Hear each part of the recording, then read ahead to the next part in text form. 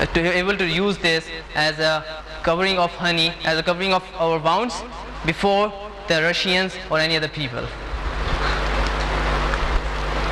Now the mountains.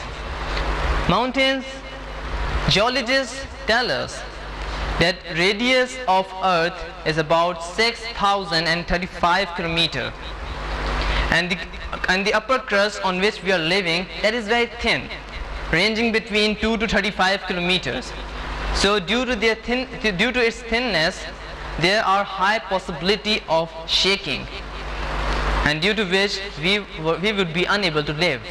And so mountains work as tent pegs or stakes, and these mountains helps the crust for stabilizing the earth crust.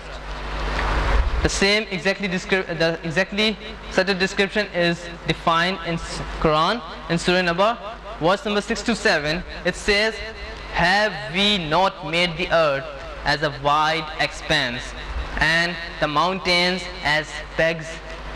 This verse is clearly mentioning what mountains are for, and these mountains are giving stakes, are stabilizing the earth in firm and in true manner.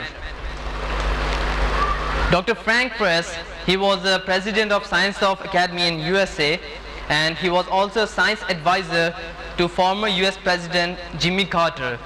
He illustrated the function of the mountains. He said that mountains are in wedge shaped and they are in fixed position, and so the small part, some of the part of the mountains is entrenched to the ground, and it is firm there, and it is playing a vital role in stabilizing the earth. This was what described by Dr. Frank Press about the function of the mountains in just recent times. Glorious Quran speaks about the function of the mountains. It says in Surah Anbiya, verse number 31, the Quran says, "And we have set on the earth mountains standing firm, lest it should shake with them." Now this verse of the Quran is clearly describing about the function, that why mountains were there why mountains are here on the earth, and what is their function, which Dr. Frank Press was able to do in recent times from USA. Now, speed of light. This is an amazing, striking scientific fact that scientists believe that they discovered, and this was discovered in 1983, the final proved and the correct speed of light.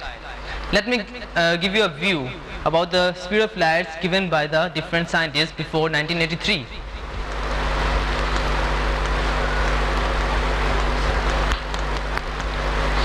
In 1677, Ole Romer, he said that the speed of light is 227,000 and 000 meter per second. In 1849, Hippolyte Fizeau said that the speed of light is 313,000 meter per second. In 1862, Leon Foucault said that the speed of light is 298,000 meter per second. And in 1962, Albert Einstein said that the speed of light is 299,796,000 meter per second. And then at last, scientists came to one point, and that was the correct one. And in October 21st, 1983, the General Conference on Weights and Measures, they gave a standard value for the speed of light, and it was 299,792,458 meter per second. Now this is the correct one, and has become an established scientific fact also. Now we have to research more about the Quran. That since now the scientists have reached here, we have to go one step further. Let us see the Quranic verse of Surah Sajda, chapter 32, verse number 5. It says, now we have to concentrate on it. This verse says, "He regulates the affair from the heaven to the earth, then shall it ascend to him in a day, the measure of which is 1,000 years of what you count." Now this verse, now we have to analyze over here. The equation for the speed of light is distance over time. What we need is distance and time. Now we will take this both from this verse. We will take day as a time and 1,000 years as a distance, and that's how it's here. Now the earth is, if we take the earth's day of 24 hours, if we convert these 24 hours into seconds, it becomes 86164.0906 seconds. Now take it, keep it in your mind, this is the time. Now let's move forward.